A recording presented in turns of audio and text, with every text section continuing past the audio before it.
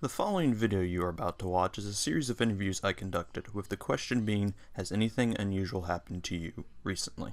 Oh, introduce yourself. My name is Kayla Brenniger. Has anything weird happened to you recently? Okay, so I have a very, very unusual story that happened last semester. So we had a new teacher come in for one of our online classes, and we had submitted a few assignments and everything was going okay.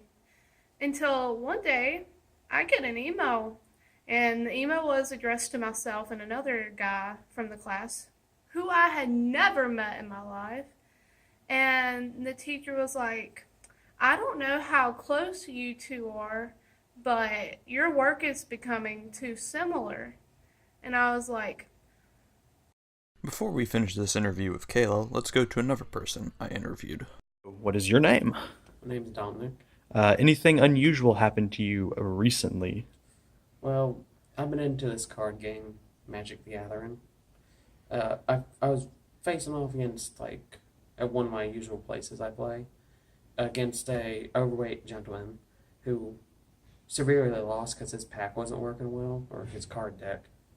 And at the moment, I was taunting him, though.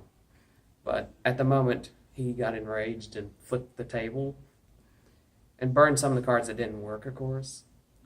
But then we had to call the police and kick him out because some of the fire started catching to the other merchandise around the area, like some of the rare cards and stuff like that. I don't know what happened to him after that. I just know I see burn marks whenever I go there. He's just gone. He's just gone.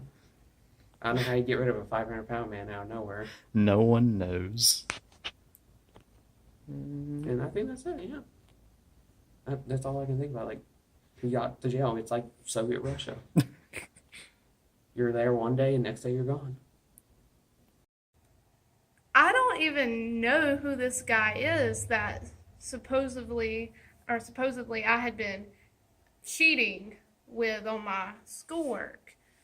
And I was just very conflicted about it that she would automatically assume that we knew each other and we were copying each other's work when I didn't even know who the guy was.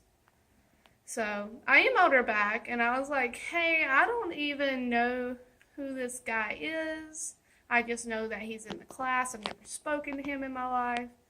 And I think she was still a little bit skeptical about it for some reason, but she's like, oh, I'll just keep an eye on it.